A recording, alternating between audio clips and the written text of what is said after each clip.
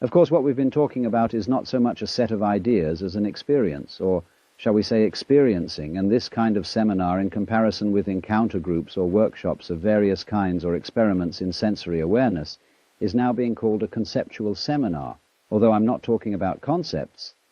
But the crucial question arises that an understanding, a real feeling, understanding of the polar relationship between the individual and the world is something that operates, as we say, in your bones, and isn't just a view that you hold or a belief that you hold. It's so curious that the emphasis of the Western tradition in religion is primarily upon right belief. Do you believe in the right dogmas and the right doctrines, and only secondarily upon right action? Because what you believe is in Christianity, at any rate, far more important than what you do. Because one is saved through faith, not by works. And early in its history, the Christian church rejected the movement in the church which had been known as Gnosticism, from the Greek gnosis, which means knowledge. And in a way there were some sound reasons for doing so, because the Gnostics were what I would call anti-materialists. They divided human beings into three classes that were called respectively pneumatic, psychic, and hylic. The last one being hylic, from the Greek hyli, or they would call it now ile, meaning wood. So the people were spiritual, psychological, and wooden. And that is to say, the wooden people were those most absorbed in materiality and most closely identified with their bodies. And Orthodox Christianity rejected this sort of distinction because of the perfectly correct idea that material existence is not inconsistent with spirituality. This is something which most Christians have forgotten, but they do believe as the central principle of Christianity in what's called the incarnation, that in the Jesus of Nazareth, Almighty God did in fact become material, become human, and by this process initiated a transformation of the cosmos. In the words of St. Athanasius, God became man that man might become God, and you don't hear that from the pulpit very often. The Christian church therefore emphasized pistis, or faith, as against gnosis, or knowledge, because they said you can never know God.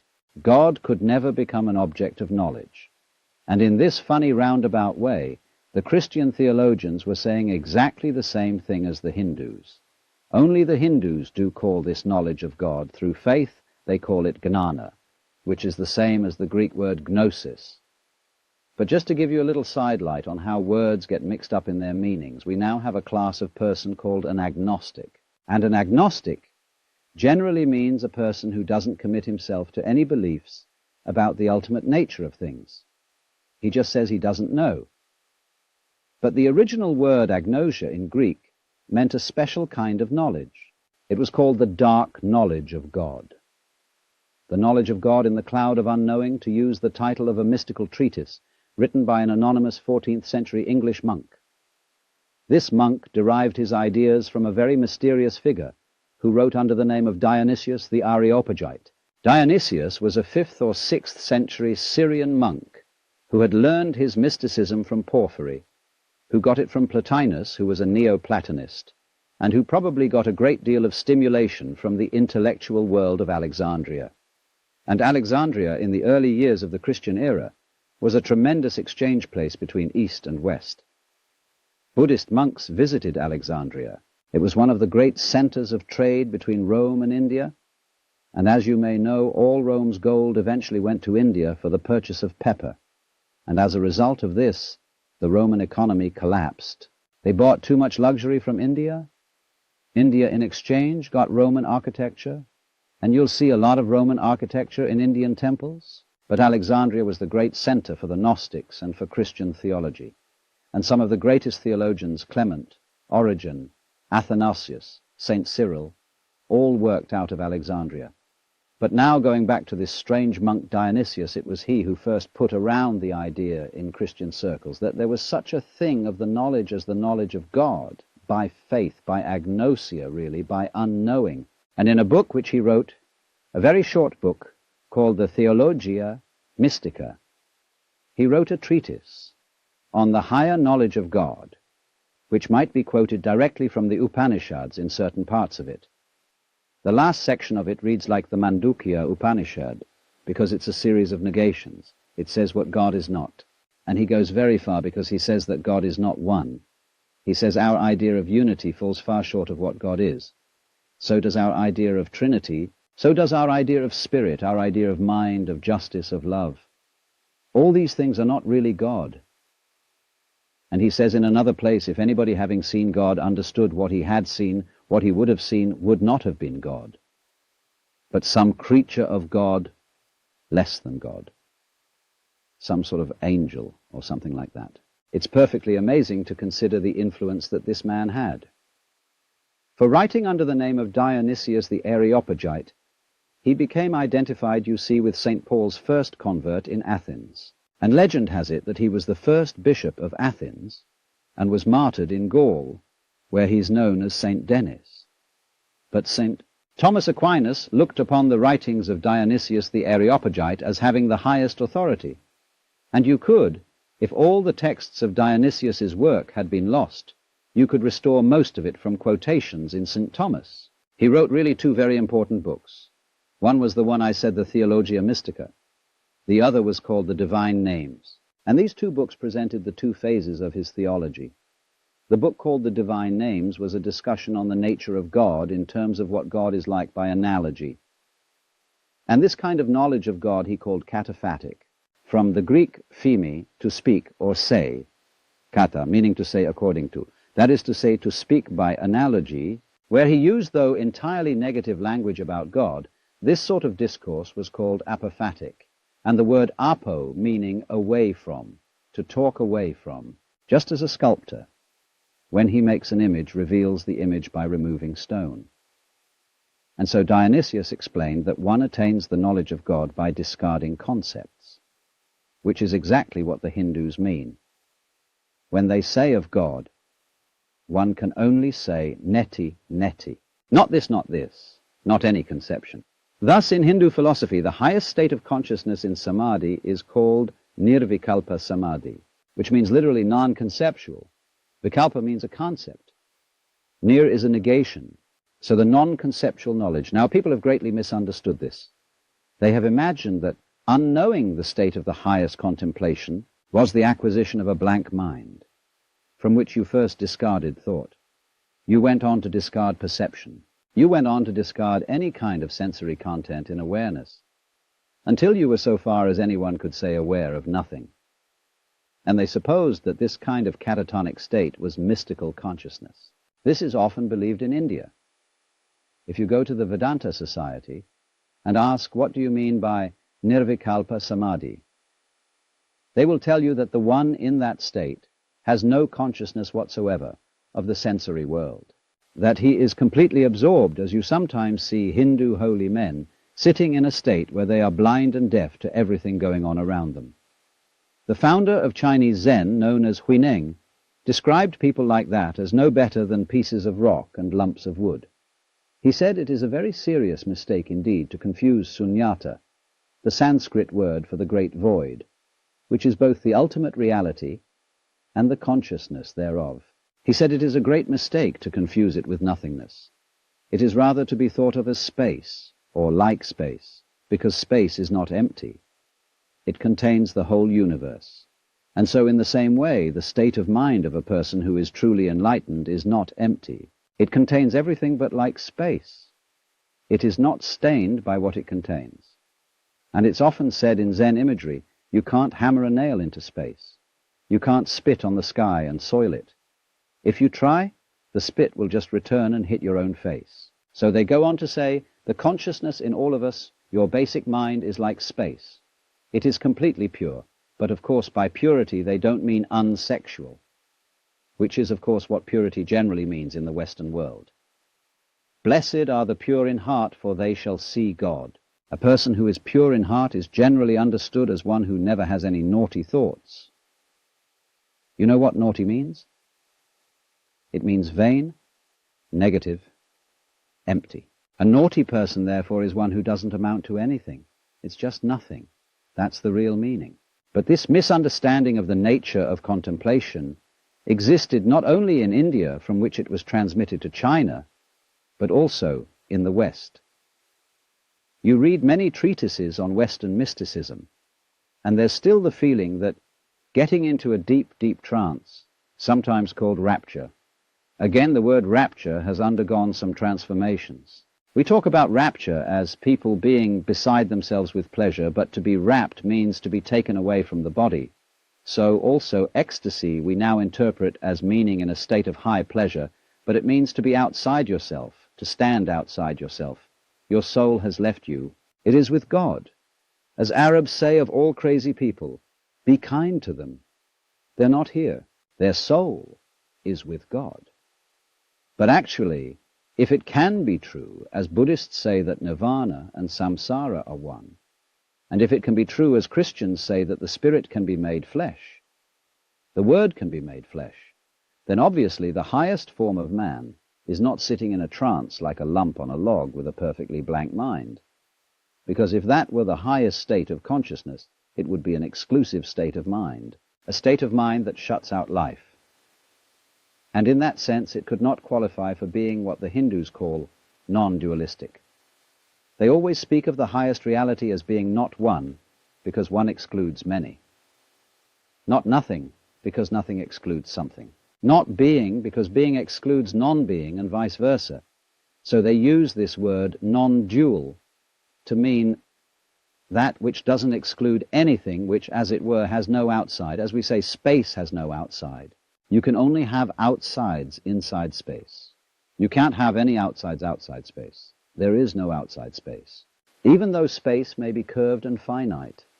So if you want to think incidentally of that curved space, go and take a look at a photograph in the Life, a book on mathematics, where there's a picture of a Klein bottle, which is a three-dimensional Mobius strip.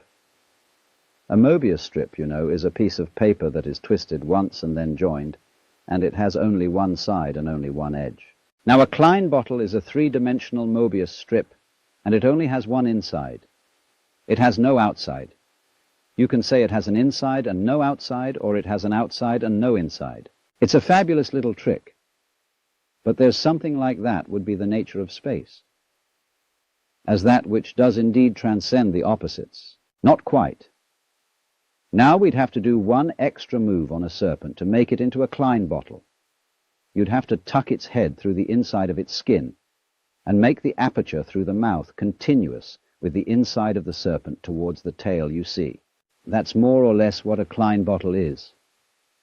So what I'm getting to, I'm giving you something out of the general history of religions to show that what has been meant by the mystical state, the state of samadhi or awakening in certain traditions, is not this state of trance, but a state of consciousness in which you can perfectly well carry on your daily affairs. And of course what is meant by a bodhisattva as the ideal type of Buddhist person is that he is not rapt, that he is actively engaged in the life of the world because he has gone beyond the illusion that nirvana is to be found away from everyday life. So what is then the point of meditation? Why meditate? Why do you have to crawl up into a hole or go to a Zen monastery or retire and be quiet when this is only a withdrawal? Is there anything to be said for it? Meditation is, in that sense, as a practice, as a discipline, is a very curious problem. Because from one point of view it's a help, and from another point of view a hindrance.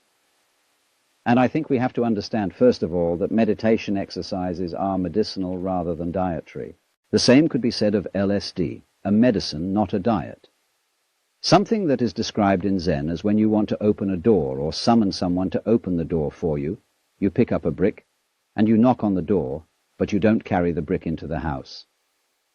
When you need a raft for crossing a stream, you cross the stream on the raft, but you leave the raft on the bank at the other side. You don't go carrying it around. But a lot of people, when they get into meditation or they get into religion or into any kind of exploration of this sort, turn the door into a revolving door and keep on going round and round and round and never get through. They say, what a gas it is to be in this revolving door. So maybe a good definition of a parasite is a person who goes through a revolving door on someone else's push. So there are all sorts of people in the religious racket who are going through revolving doors, and they're very bitter about people who walk right through and leave the door behind because they say, well, you haven't paid enough respect. You must really understand, religious one-upmanship. It's a tremendously important thing. And don't be caught out by this, because what happens is there's a little game going on, which I'm going to initiate you into, and it's played in Zen, it works like this. If you go to a teacher and ask for spiritual instruction, or even if you come to a seminar like this, you are, by doing that, confusing yourself, because you are looking for what you're asking for outside as if someone else could give it to you, as if you didn't have it. So the teacher knows that as long as you do that, you haven't understood. But he doesn't just tell you to go away. We may sometimes just say, go away, I'm too busy, and in any case I can't tell you anything. Well, people won't take that for an answer. They won't take no for an answer. And furthermore, if he just said go away, they would just find some other teacher who would exploit them and maybe keep them as followers for years and acquire a great deal of money by so doing. What he does is another thing. He tries to give them the put down, as if to say, you have a great long distance to go yet. Your attainment is not at all perfect. And where they're always talking about other sects and other schools and saying, well, they haven't really got the point. You see? So that you keep losing faith in yourself and feeling, my goodness, I haven't yet attained this thing. And that keeps you working. But all the time you're being talked out. It's like someone who's a pickpocket, and he's stolen your own watch and is selling it to you. But just so long as you can be talked out of yourself, you deserve to be. Ha ha ha ha ha ha ha ha ha ha ha ha ha ha ha ha. Now you become very aware of this. If you ever do momentarily slip into some sort of mystical experience, you become aware of this tremendous gamesmanship going on, and you see it as sort of continuous with all sorts of cosmic games that are going on, of creatures eating other creatures up, and the creatures that get eaten, of course, transform themselves into the creatures that eat them, and then in turn eat other creatures. And you see the whole hide-and-seek game going on. And then you realize very clearly that the state of development that you are in now is no better and no worse than anybody else's state. Because it's like space again. Which planet or which star is in the best position? Well, it's all equal. They're all in the middle. Anyone can be considered as the center one. Any point on a sphere is the center of the surface of the sphere. So, in the same way, everybody, in all his behavior, whatever he's doing, whether we call him from a certain point of view sick, or whether we call him healthy, whether we call him good or bad, neurotic, normal, psychotic, sane, all the manifestations are just like the leaves on the trees. And in each being in a unique way is, as Christians would say, manifesting the will of God. So there really, from that point of view, there is nothing to do to attain Buddhahood. Nothing at all. But you see, that's very difficult to understand, because a lot of people, when they hear that there's nothing to do, try to do nothing. And you can't, because you are karma, and karma means action. You can't do nothing, but the thing you're looking for, or think you're looking for, is what you're doing. It's what's called you. Only, of course, as we all know, got ourselves into the idea that one's self is so difficult to see. Because it's like, as I've often said, trying to bite your own teeth or look into your own eyes, and you can't find it. It's always behind. It's like your head is, from the optical point of view, a blank space, neither light nor dark. It's right in the middle of everything. And so one of the great tricks of gurus is to set people looking for their heads. There's a famous story of a king in India in ancient times called Yajnadatta, and one morning he woke up and reached out for his mirror and brought it over. No head. He was looking in the wrong side of the mirror, and you know he was kind of bleary-eyed and had a hangover. So he summoned servants and said, "Gods, I've lost my head.